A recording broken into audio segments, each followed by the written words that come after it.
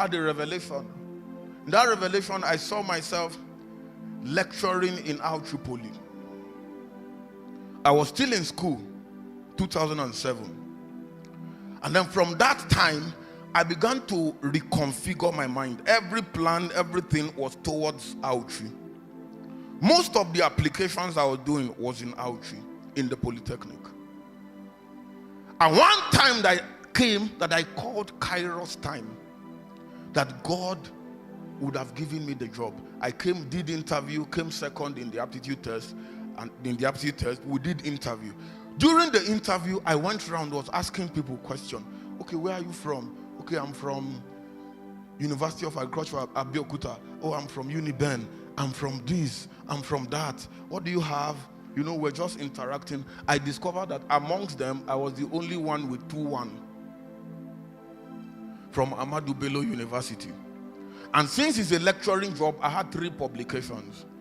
And none of them had any. I said, oh, I have advantage over these people.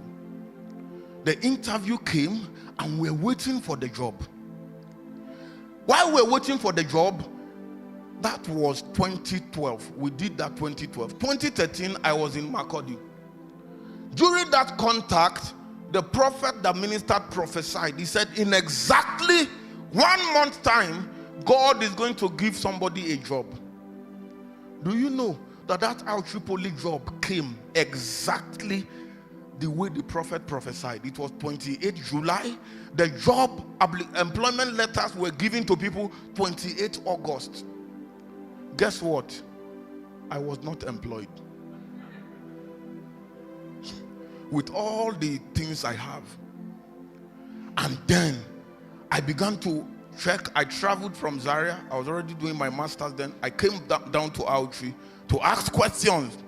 Because even amongst them, I was the only student who once graduated from that department.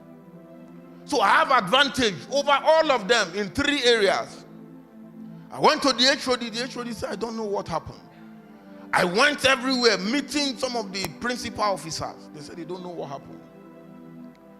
And finally, I sent our father in the Lord a message. I said, sir, they prophesied in the tent that this. And then employment letters have been released. My own is not there. Do you know what our father in the Lord replied? It was not a pastoral reply. My father in the Lord said, God wants to use it to break your academic pride. I showed my wife. I said, can you imagine what Papa is saying? Can you imagine? What I expected, some comfort. There are times you will not need comfort. There are times you should not be pampered. Go through it because you will come out stronger. Gold became gold because of what it went through. Even crude, before you have PMS, before you have HGO, before you have kerosene, they go through refining. When you are refined, the best of you, the finest of you comes out. And it doesn't come out by prophecy. It comes by going through hardship, enduring it, not looking for palliative and intervention every now and then. And then I stayed like that for 5 years. That August, I already fixed my wedding date for October. You see how my faith was big. It was faith adventure. Big faith.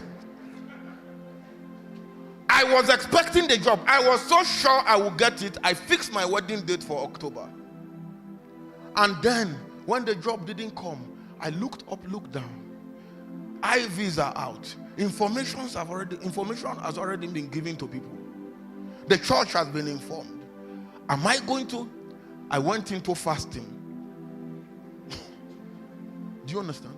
And one night I prayed. God told me, I will sponsor your wedding.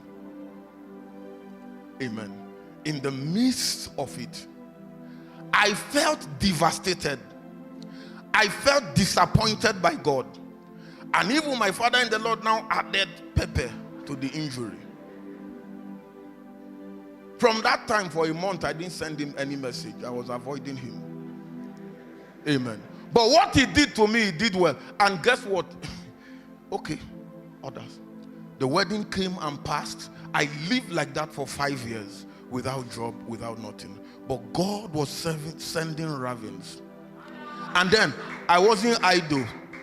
I put my hands in little ventures that can bring small. It was that period RCN Outreach started. Amen. If the job had come before then, I would have been too busy for God. I would say, I'm lecturing here. You know, I have this class. I'm going for this academic conference. I will become too busy. God took me through that rough road to learn how to persevere, to learn how to trust him, to learn how to depend on him.